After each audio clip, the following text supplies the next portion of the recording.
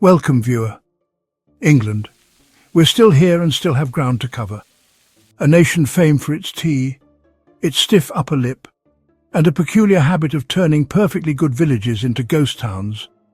But why? What caused thousands of medieval villages to disappear? And what does this have to do with a king so terrible he lost the family treasure in a swamp? Well, gather round, dear viewer, because today we're diving into history's equivalent of an absolute train wreck. The lost village of Wharram Percy and the disaster that was King John.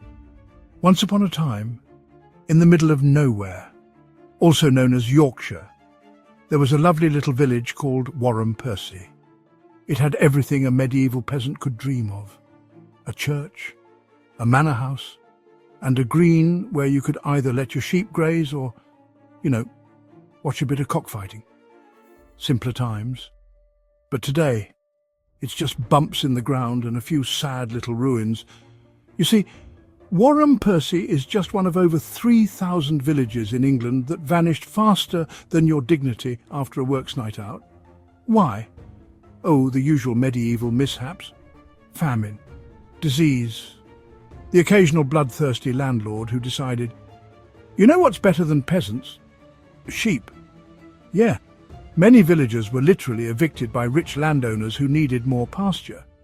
I mean, who needs homes when you can have premium-grade wool, right? In one case, 100 villagers were thrown out and died in poverty, which is historians speak for. Starved to death while sobbing into their bread crusts. But here's the twist. Wharram Percy was actually older than we thought. Digging up its remains revealed layer upon layer of history. Romans, Saxons, and even Neolithic settlers. That's right. People had been living here since the Stone Age, proving that even 10,000 years ago, some poor bloke was probably complaining about his rent. Now, while our medieval villagers were busy starving, over in the castles, the kings were busy waging wars and burning through England's treasury like a drunk aristocrat in a betting shop. Enter Richard the Lionheart. Ah yes, the great warrior king who spent about 6 minutes in England before pissing off to fight a crusade. Richard was obsessed with war, chivalry, and chopping people into tiny pieces. He was so committed to fighting that he spent most of his reign not ruling England. In fact, he needed so much money for his crusade that he tried to sell London. No takers, obviously, can't imagine why. But Karma, my friends, is a patient lady. Richard got himself captured, and England had to pay the most extortionate ransom in history, 150,000 marks. That's about £2 billion today. So, imagine you were an English peasant, barely surviving on a diet of turnips and despair, only to be told, "Oh dear, we need all your money to bail out our dear King Richard." What's that? You'd rather eat? Tough luck. And then, as if England hadn't suffered enough, we got King John.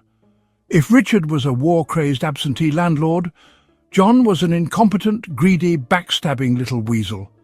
He lost half of England's land, taxed the nobles into madness, and made so many enemies that the Pope literally excommunicated the entire country.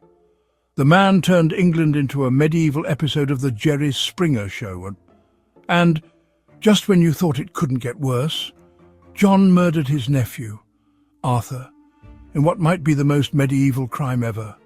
Some say he stabbed him himself, others say he had him drowned.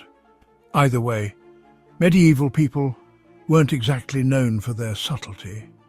By 1215, the English barons had had enough.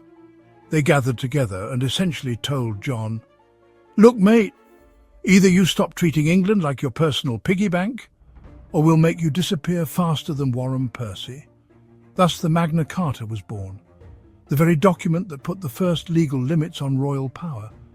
Think of it as history's first terms and conditions page, except kings actually had to follow it. Magna Carta was meant to stop John from screwing over his nobles, but John, being John, immediately ignored it, asked the Pope to cancel it, and went on a rampage burning rebel castles to the ground. And then, as if fate itself was tired of his nonsense, in 1216, John lost his royal treasure in a swamp. That's right. This idiot king literally sank the crown jewels into the mud and then died of dysentery a few weeks later. History, ladies and gentlemen, is a comedy at times.